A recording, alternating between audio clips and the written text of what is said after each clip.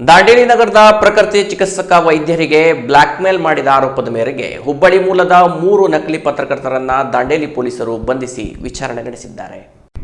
ಹುಬ್ಬಳ್ಳಿ ಮೂಲದ ವಿಜಯಶಂಕರ ಮೇತ್ರಾಣಿ, ಧರ್ಮರಾಜ ನಾರಾಯಣ ಕಟಾರೆ ಮತ್ತು ಸತೀಶ್ ಭಾಗವಾನ್ ಕೇದಾರಿ ಎಂಬ 3 ಬಂಧಿತ ನಕಲಿ ಪತ್ರಕರ್ತರಾಗಿದ್ದಾರೆ.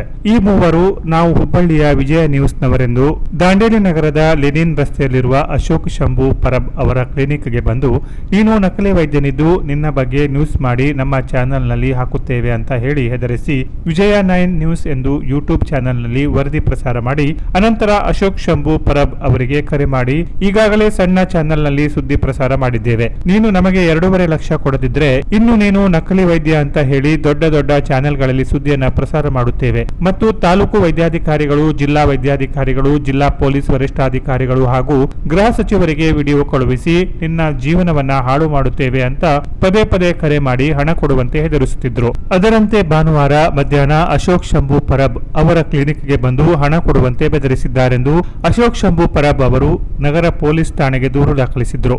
ಈ ಬಗ್ಗೆ ಪ್ರಕರಣ ದಾಖಲಿಸಿಕೊಂಡು ತನಿಖೆ ಕೈಗೊಂಡ ದಾಂಡೇಲಿ ನಗರ ಠಾಣೆಯ ತನಿಖಾ ವಿಭಾಗದ ಪಿಎಸ್ಐ ಕಿರಣ್ ಬಿ ಪಾಟೀಲ್ ಅವರು ತಕ್ಷಣವೇ ಈ 3 ನಕಲಿ ಪತ್ರಕರ್ತರನ್ನು ಬಂಧಿಸುವಲ್ಲಿ ಯಶಸ್ವಿಯಾಗಿದ್ದಾರೆ. ಅಲ್ಲದೆ ಈ 3 ಆರೋಪಿಗಳನ್ನು ವಿಚಾರಣೆಗೊಳಪಡಿಸಿ ನ್ಯಾಯಾಲಯಕ್ಕೆ ಹಾಜರುಪಡಿಸಿದ್ದಾರೆ. ಪೊಲೀಸರ ಈ ತ್ವರಿತ ಕ್ರಮಕ್ಕೆ ಸಾರ್ವಜನಿಕರು ಬೆಂಬಲ ವ್ಯಕ್ತಪಡಿಸಿದ್ದಾರೆ. Canara plus news, Dandeli.